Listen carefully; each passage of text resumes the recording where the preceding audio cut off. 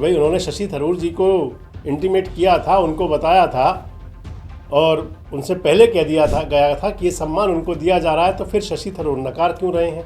और अगर शशि थरूर सही बोल रहे हैं तो फिर HRDS को ऐसा क्या था कि क्या उन्हें पूरे देश के अंदर शशि थरूर के अलावा कोई और पर्सनालिटी दिखाई नहीं पड़ी थी जिनको वीर सावरकर पुरस्कार से सम्मानित कर दिया जाए? अब बड़ा विषय आ जाता है कि आखिर शशि थरूर को ऐसा क्यों कहना पड़ा? क्या शशि थरूर को किसी बात का कोई डर है? धुरंधर नेता जिनके पास है तजुर्बा, आज के नेता जिन्हें करके दिखाना है, कल के नेता जिनके हाथ है भविष्य की राजनीति। देश रोजाना करेगा राजनेताओं के साथ कल, आज और कल की बात। द सियासतनामा में हर शनिवार शाम 8 बजे।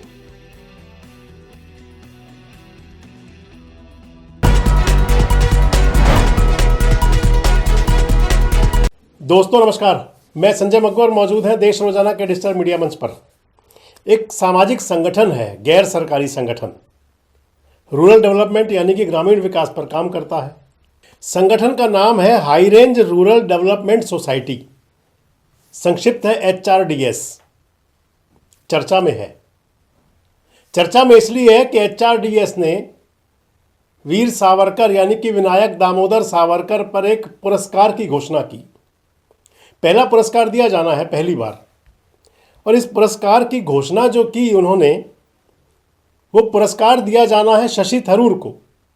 शशि थरूर कांग्रेस के सांसद, केरल से, तिरुवनंतपुरम के।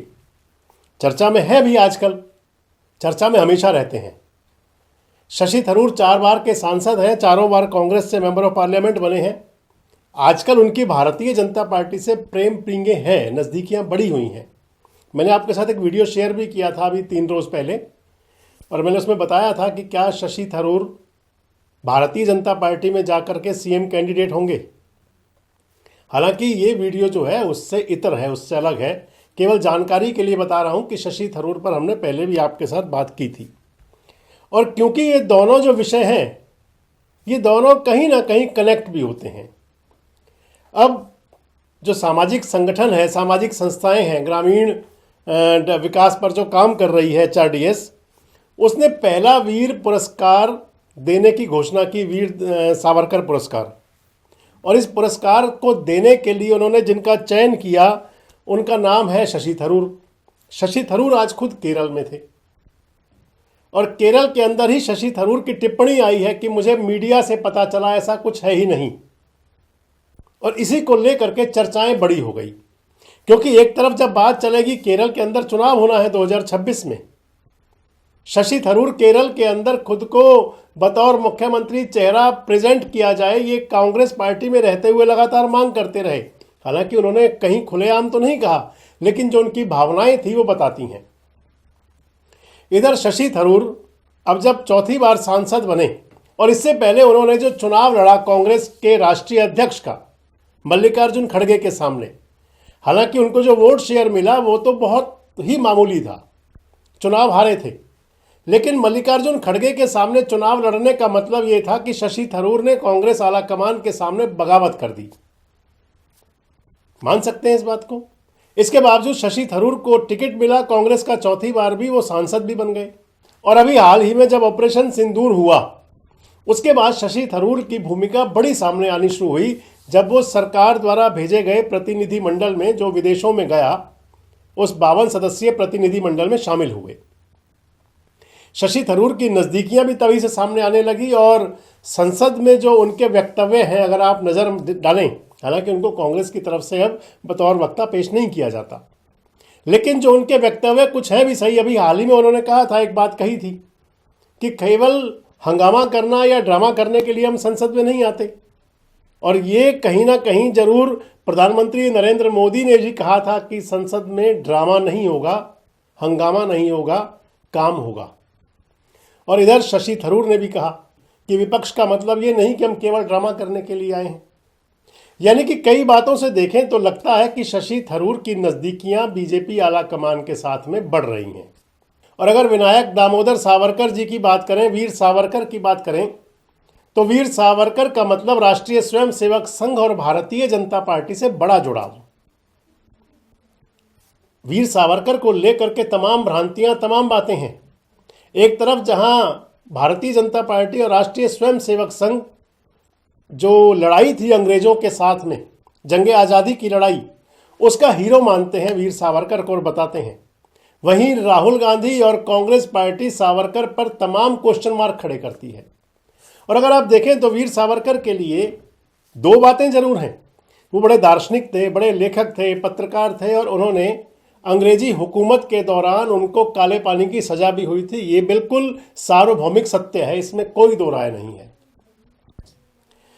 वीर सावरकर की जब बात आ जाती है, जब उनका जिक्र आता है, तो जरूर कहीं ना कहीं जुड़ाव होता है राष्ट्रीय स्वयंसेवक संघ और भारतीय जनता पार्टी का। अब जो उन पर पुरस्कार की घोषणा हुई, ये पुरस्कार हालांकि वीर सावरकर पर सरकार की तरफ से कोई पुरस्कार नहीं है। सरकार की कोई ऐसी योजना नहीं है कि उन पर किसी पुरस्कार का ऐलान किया गया हो या कोई घोषणा की गई हो कभी किसी पुरस्कार की। लेकिन इतना जरूर है कि वीर सावरकर को लेकर के कई सामाजिक संगठन या जो आरएसएस से जुड़े हुए संगठन हैं, वो जरूर वीर सावरकर को लेकर के तमाम प्रकार की घोषणाएं ऐलान करते रहते हैं।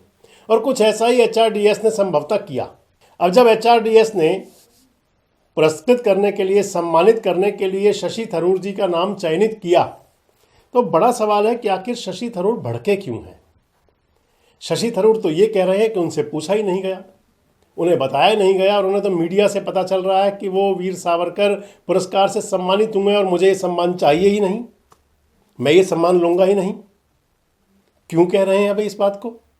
क्या संस्था ने, एचआरडीएस ने उनसे नहीं पूछा? जबकि एचआरडीएस तो कह रही है कि हमने शशि थरूर जी की सहमति के बाद उस पुरस्कार के लिए उनको चयनित किया, यानी कि उनको इंटीमेट जरूर किया गया। इसका मतलब तो यही हुआ। अब अगर एचआरडीएस अगर गलत कह रही है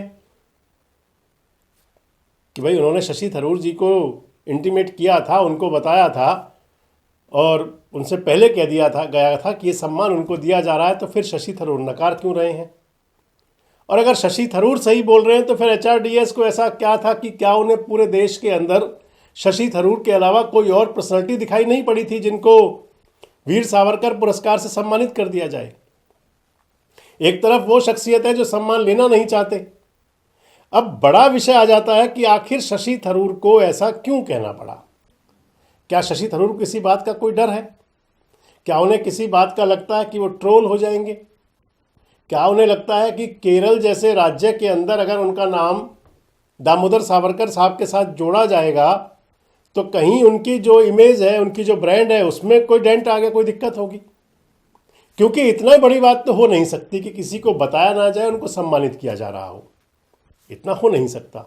और अगर विश्वास में करके ऐसा किया भी जा रहा है तो इसका मतलब कहीं अविश्वास की भावना तो जरूर है। फिर अब बड़ा विषय एक और आ जाता है कि अगर शशि थरूर भारतीय जनता पार्टी के नज़दीक हैं और बीजेपी की आप उसको मदर ब्रांच मान सकते हैं, राष्ट्रीय स्वयंसेवक संघ मातृ संगठन है, तो फिर उन्हें ऐतराज़ क्यों है?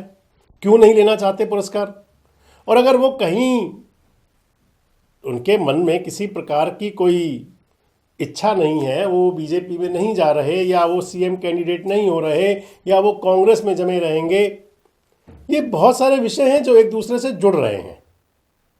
क्योंकि 2026 नज़दीक है।